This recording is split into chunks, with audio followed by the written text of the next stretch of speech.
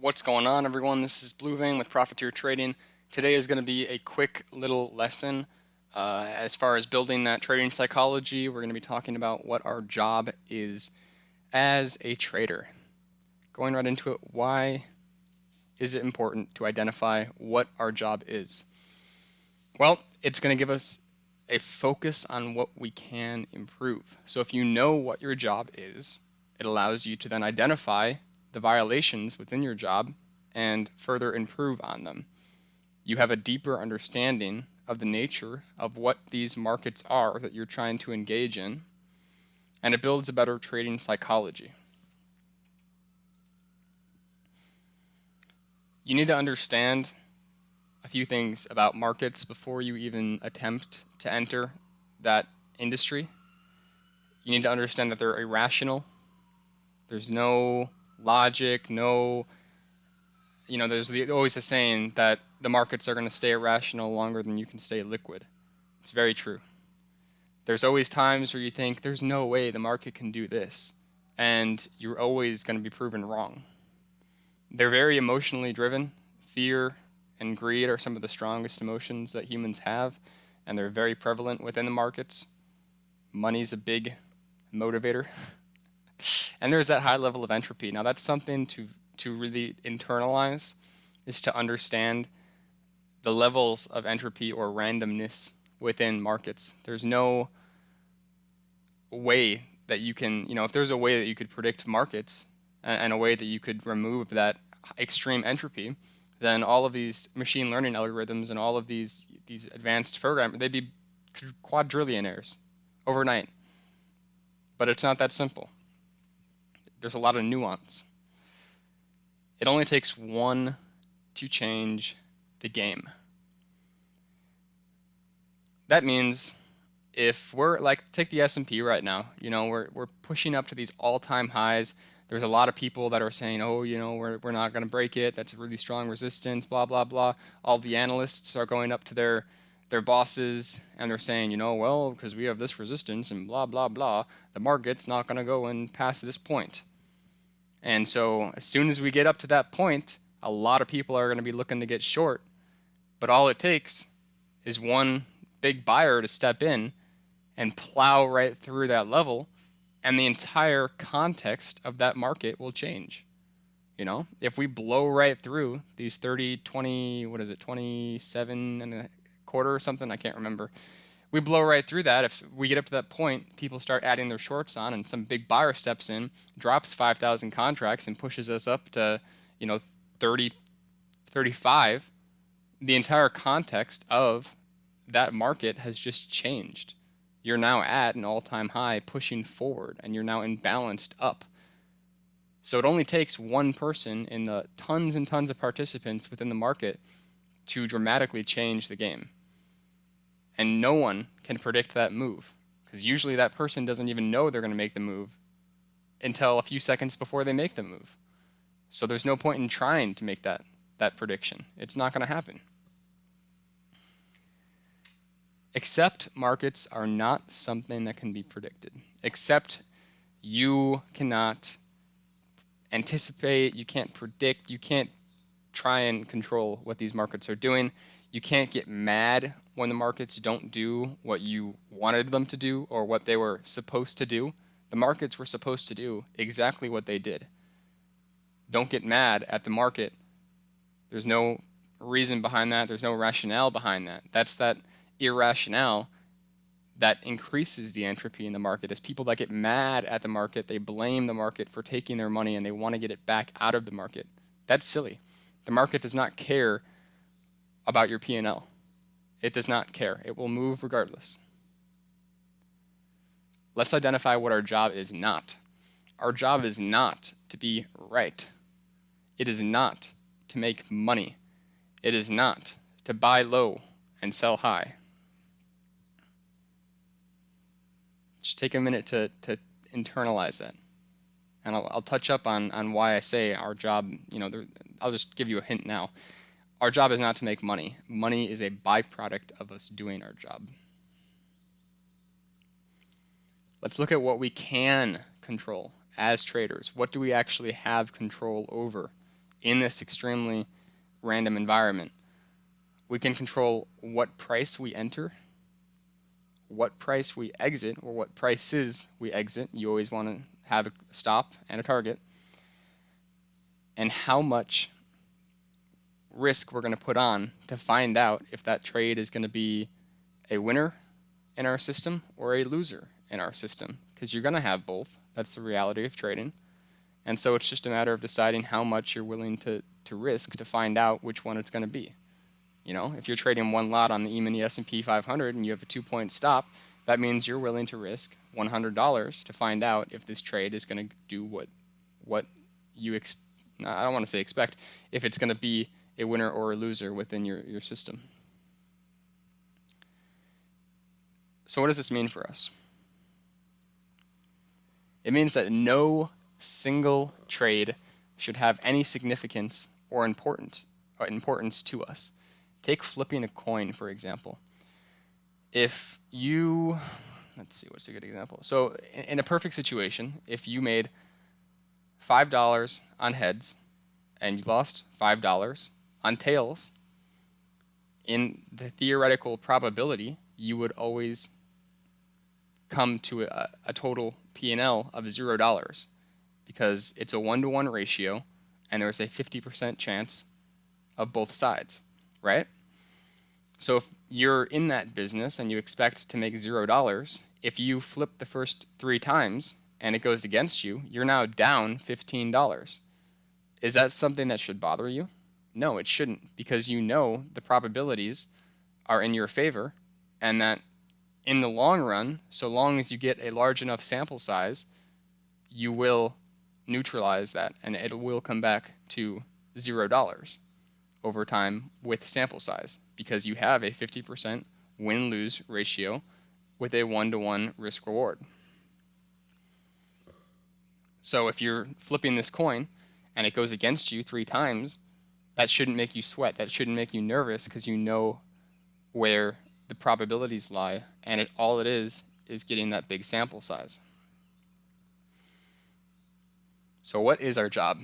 Our job is to execute a trading system that has a positive expectancy as well as possible.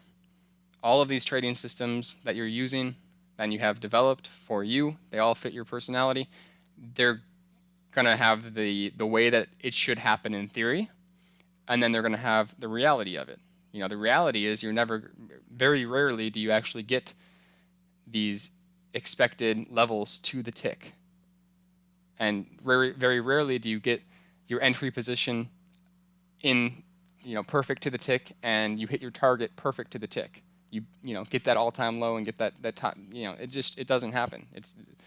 There's too much randomness in the markets for that to happen. So you're not going to be able to execute your system with 100% theoretical perfection, and that's not what it's about. It's about understanding the probabilities and the stats behind that system, and then playing out your sample size. Your job is to manage your risk exposure, understand where you perform the best, and understand where it might be better, instead of trading 3 lots, to maybe trade 1 lot. Maybe on Mondays, that you don't perform as well as you do during the middays of the week. So maybe on Mondays, you don't trade with as much risk as you do the rest of the days. Maybe after 11 o'clock, you scale down your risk exposure because the markets behave differently in that lunch hour. Only take the trades that fit your system and leave the rest out of the picture. That means if you take a trade that fits your system and you get stopped out, don't immediately look to get back in after the market moves beyond your point that you could have qualified an entry. Just because you want to get that money that the market somehow stole from you. It didn't steal it from you. That's the expectation, is that sometimes you're going to have a winner, sometimes you're going to have a loser. So it's very important to understand your own system and to trust your system, increase your sample size, and eliminate all trades that are outside of that system. So here's what your trading stats might look like. You might have a 45% win rate and a 55% lose rate. that means more often than not, you're going to get, stopped out. You're going to have to flatten that trade. You're going to lose more than you win. But if your average winner is $500 and your average loser is $200, you're making money. That is your job as a trader. Your job as a trader is not to be right. Your job as a trader is not to have a, 100% win rate. It's not to have, little trades where you take 1 tick, 2 ticks out of the market with a 5 tick risk exposure.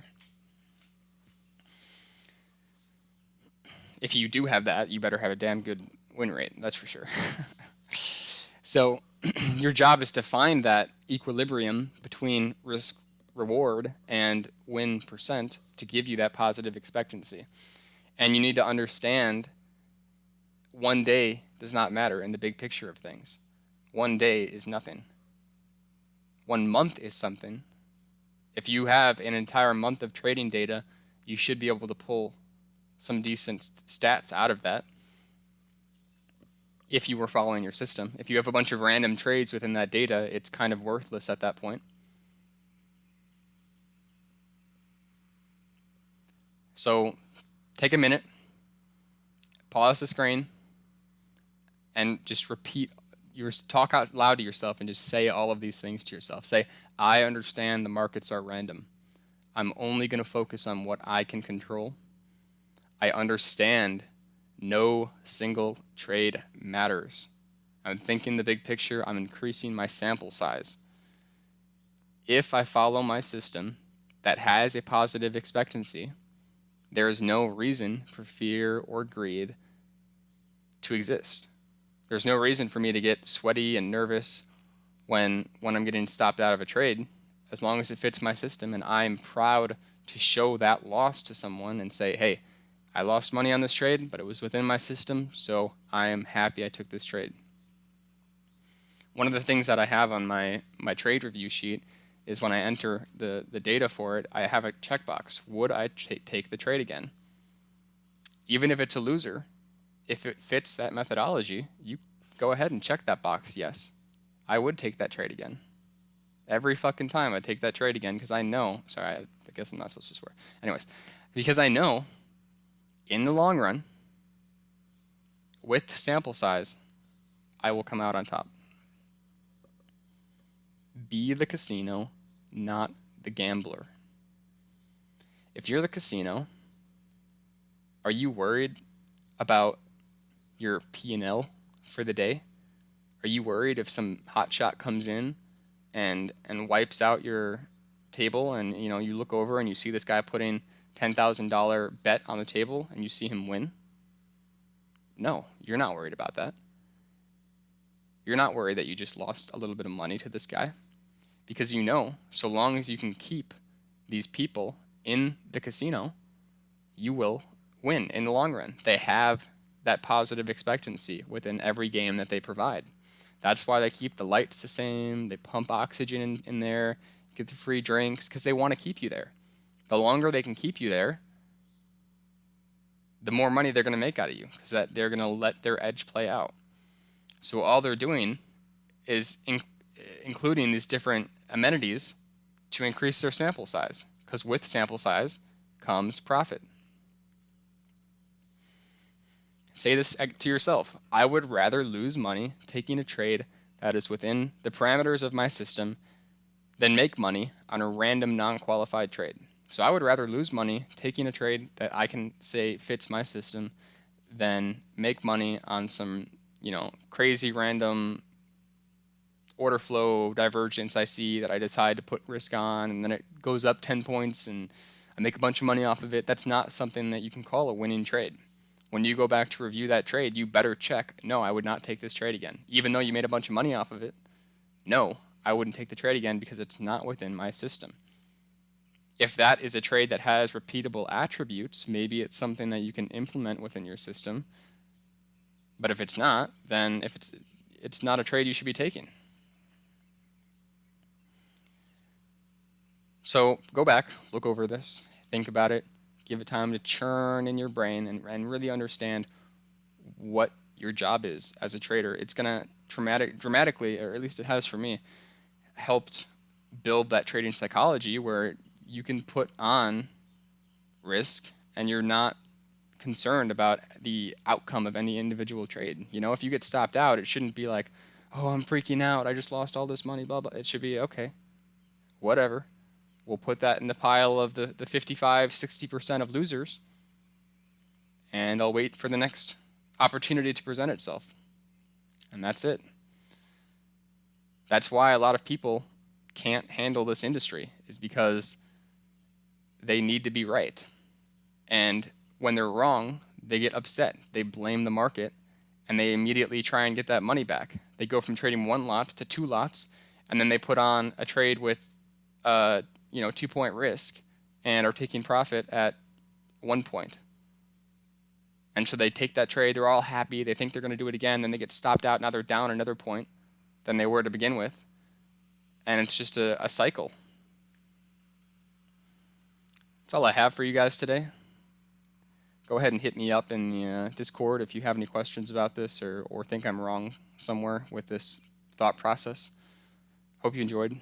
See you guys in the next one.